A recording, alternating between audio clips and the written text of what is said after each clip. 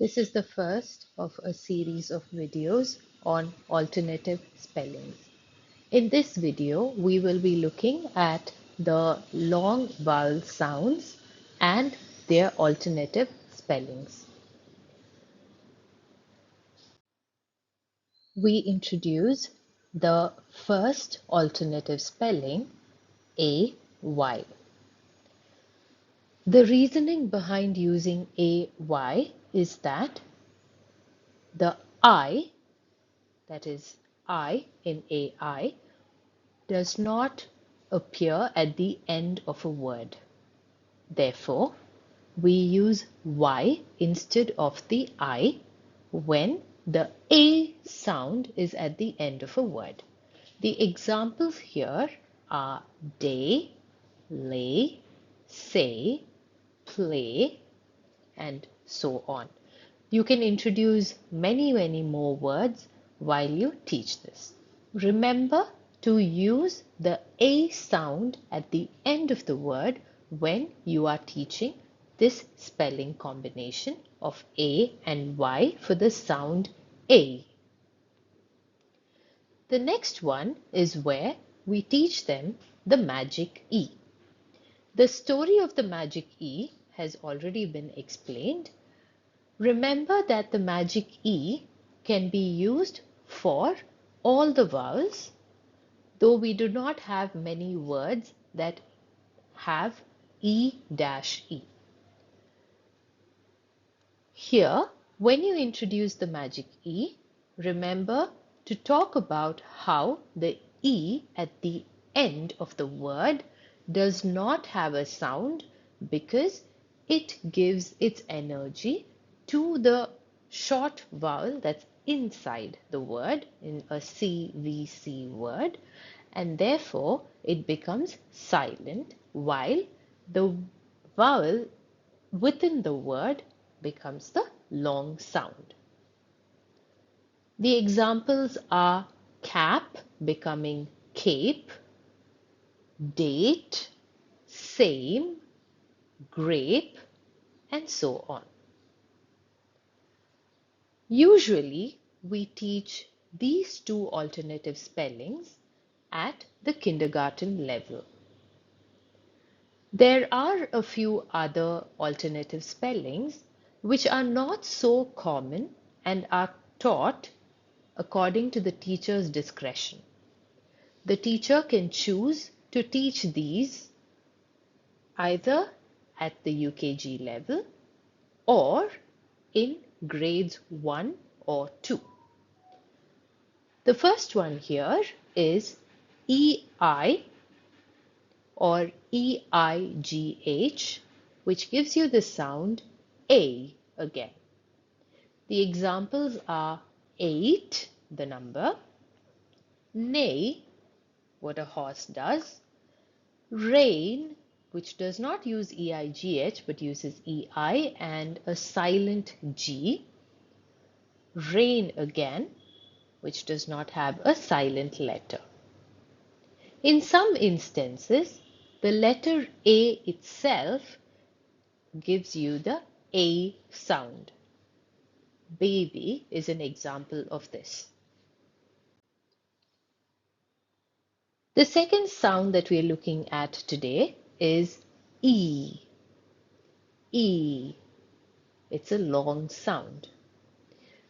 Examples of where this is used is be, see, meet, seem, seed, deed, and so on. Once we have introduced this sound to the students, the first alternative spelling for this sound is EA. We have words such as neat, seam, pleat, treat. You also have see, beach, teach, and so on. The next spelling that we use here is EY. Similar to the case in the previous sound, when there is a word final, E sound, we tend to use EY. That is not the case for all the spellings. As you've seen earlier, we have C as in SEE. We also have C as in SEA. So this is a spelling that you would teach after the students are familiar with double E and EA. So we have key, monkey, and so on. Most teachers suggest that this can be taught later towards the end of KG2 or in grade 1. Another one that we have is just the letter E. Normally, the words that you see here as examples are taught as sight words to the students. The reason being that these words need to be introduced earlier on, maybe in KG1, in order to help the students read books or sentences. Therefore, this spelling is normally taught as an aberration or where the letter E does not follow the sound E, but is being naughty or is not following a rule. I've included it here to help you understand that this is another sound that we could have for the sound in focus. We have me, he, she, we, be, and so on. The sound is I. Normally, we use this sound in the word medial or the word final positions. We usually do not use IE as a spelling combination at the beginning of a word. For example, we have lie, we have tie, or we have fries, fried, cried, and so on. As far as the alternative spellings are concerned, we teach the magic E and we teach IGH. Usually, we look at the magic E words first, such as sight, line, line, and so on. And then we teach IGH, where we first teach the students about silent letters. So though they see I, G there, they do not read it as ig, they read it as I. Help the students understand that and then go on to teaching them the words. So you could teach them sigh, light, plight, tight, thigh, and so on. Another spelling that we have for the same sound is again a word ending sound. Here we have the letter Y representing the sound I. We have words such as sky, cry, try, fly, and so on. Usually, we opt to teach the magic E and IGH at the KG level. If necessary, depending on the reading material that they have, we teach them the Y ending. We normally do not teach them I, the letter I as the sound I. We use that in grade 1 and the longer words we introduce in grade 2. The next sound that we have here is O. O. Some examples of this are soap, road, goat, coat, coal, and so on. While we teach the alternative spellings here, we begin with the magic E. We teach them hope, road, nose, note, and so on. When the students are familiar with these two, OA and magic E, we introduce the next one. This alternative spelling is usually introduced towards the end of kindergarten or in grade 1. Snow, show, blow are some examples of this. Students are usually confused between OW as OW and OW as O. A systematic way to introduce this would be to introduce OW as O, familiarize students with a few of the words, later introduce OW as OW. Similar to E and I, we have the letter O standing for the sound O. Again, just like we did with me, we, be, she, we introduce these words that contain O as O in the beginning as sight words. We have so, no, go, and so on. We introduce them as sight words because children require those words while reading sentences.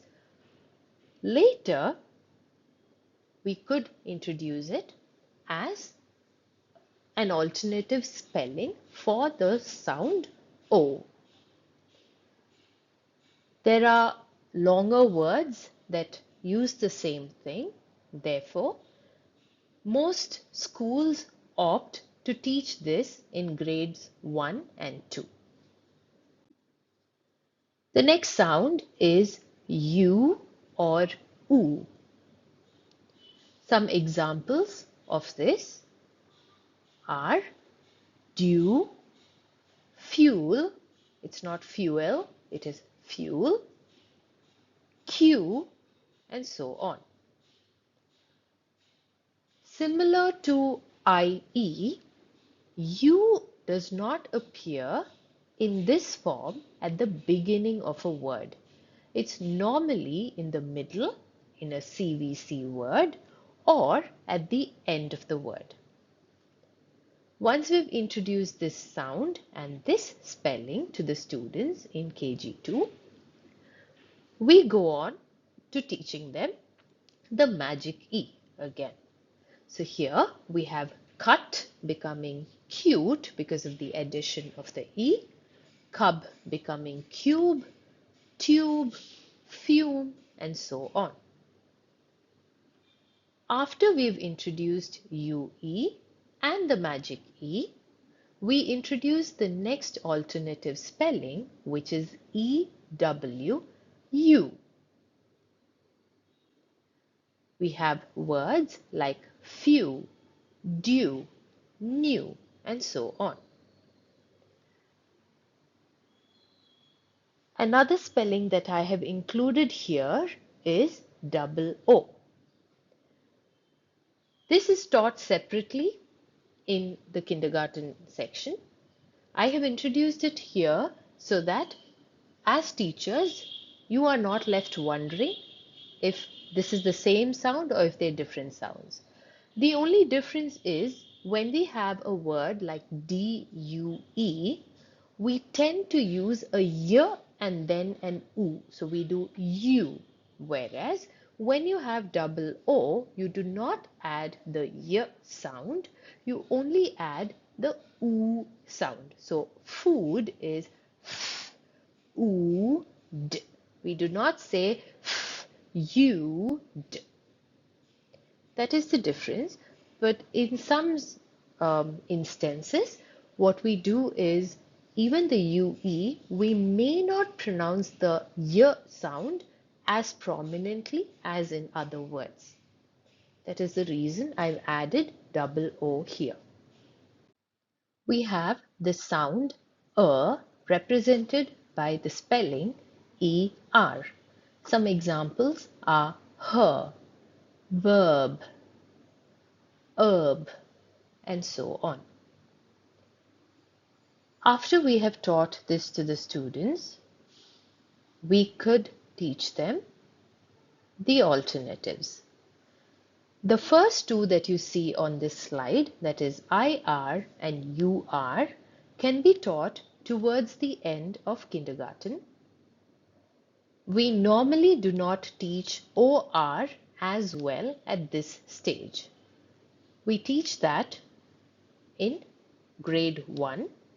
In some schools, we also opt to teach ER at the kindergarten level, IR and UR in grade 1, and OR in grade 2. The reason being that ER is normally seen as something that we use mostly at the end of a word, sometimes in the middle of a word, rarely at the beginning of a word. For example, we have the word ERR, That is where ER is used at the beginning.